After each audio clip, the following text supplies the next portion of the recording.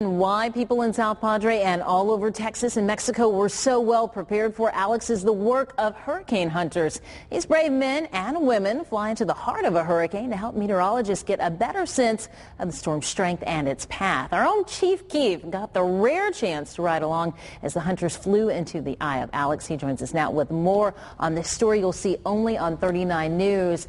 Talk about riding out the storm. You were riding in it. We were riding in the storm, and that's right, Mia. Anyone who lives along the Gulf Coast knows who they are, the hurricane hunters, of course. Officially known as the 53rd Weather Reconnaissance Squadron based at Keesler Air Force Base, Mississippi, they're tasked with flying into tropical storms and hurricanes. You know, it all began as a challenge between two pilots. On July 23rd, 1943, Major Joe Duckworth won that challenge when he took off from Corpus Christi and flew his single-engine T-6 into a hurricane off the coast of Galveston. After years of waiting on a standby list, photojournalist Matt Robbins and I had the chance to join their select ranks and fly with them into Hurricane Alex and get the ride of a lifetime. All right, we're up in the air now with the hurricane hunters, and the first place we're going to stop by is talk to one of the guys about what this thing is. What exactly does this do for the storm? A drop zone is going to measure the wind speed, the wind direction, temperature, humidity, and the pressure of the storm. We're inside a Hurricane Hunter C-130 aircraft. It's not the most comfortable airplane in the world. It's also not the quietest airplane in the world. Another thing for sure, it's a lot bumpier than most commercial airlines. And one thing's for sure, don't even think about beverage service. Restrooms? Don't ask.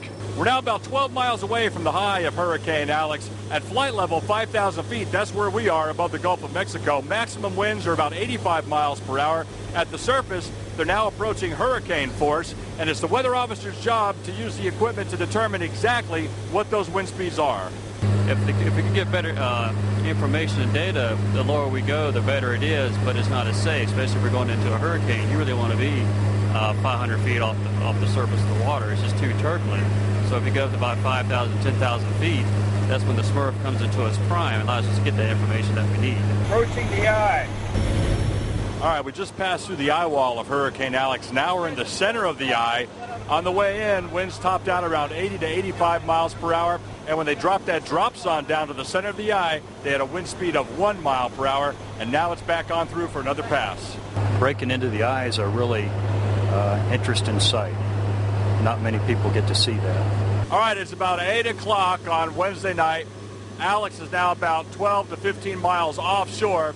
Based on information from this aircraft, Alex has been upgraded to a Category 2 hurricane. Now we're just about now going through the eye wall on our final pass. This will be the 7th time we've been through the eye of Alex. Once we get this position fixed for the National Hurricane Center, release a drop zone in the middle, we'll be headed back to Biloxi. We're at the end of a journey that took us into the eye of Hurricane Alex. It was a journey that lasted 13 and a half hours, where we flew about 2,500 miles, all of that nonstop, the whole time collecting data that the National Hurricane Center used to forecast Alex's intensity and its path. And the men and women who are the hurricane hunters are both active duty and reserve Air Force members, and the work they do saves countless lives and over $200 million in evacuation costs every year by providing critical weather information that has helped improve hurricane forecast accuracy by over 30%. And I'm honored to have had the chance to join them. I'm Chief Meteorologist Keith Monahan, 39 News.